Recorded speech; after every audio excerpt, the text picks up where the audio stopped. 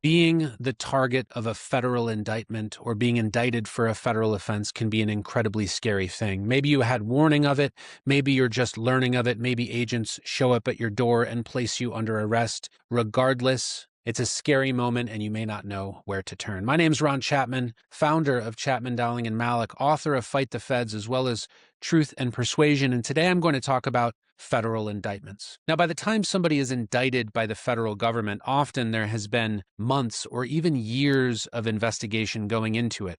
Federal agents and a federal prosecutor have gone to the grand jury, a group of people who sit and hear a case and determine whether or not there is the potential for criminal activity. If an indictment is returned, you can be sure that a federal prosecutor has convinced a grand jury that there may be criminal activity, and they've provided evidence of that. Now, at a grand jury, prosecutors aren't required to prove both sides. That doesn't mean that somebody is guilty, but it does mean that there's a lot of work to do in order to prove to a federal prosecutor and federal agents who've done so much work that this indictment needs to be dismissed. Now, an indictment is a formal document notifying someone that they have been charged.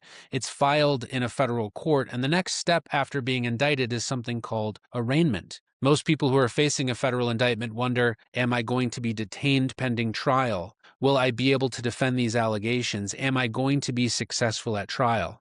But specifically with respect to indictments, it's important that we read the indictment, understand it, and prepare a robust defense to each allegation in the indictment. Now, this formal document lists counts. Each count is a federal criminal offense. Prosecutors can charge multiple counts and even the same counts over and over again.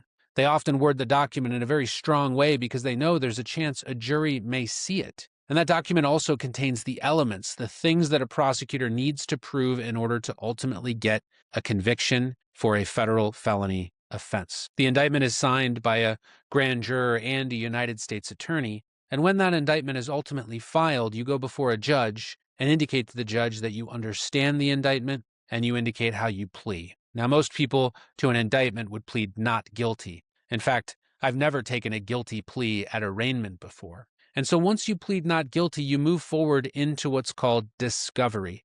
That's where the federal prosecutor has to provide you the evidence in the case so that you can prepare a defense. Now, if you've been diligent and you've already obtained a talented federal criminal defense attorney pre-indictment, hopefully they would have done a robust investigation and you would already know what you're facing.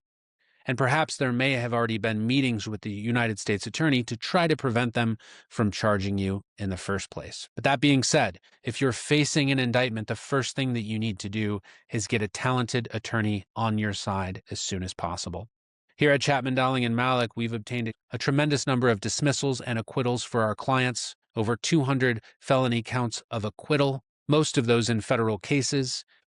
Now, here's a few things that you need to do if you receive a federal indictment. First, obtain counsel immediately. Someone you can trust, someone who's been there before, and someone who has a track record of success. The next thing that you need to do is make sure that you conduct a full investigation into the facts of the case and receive advice about what those facts mean and your potential for criminal conviction. From there, you can prepare a robust defense if you choose to go to trial.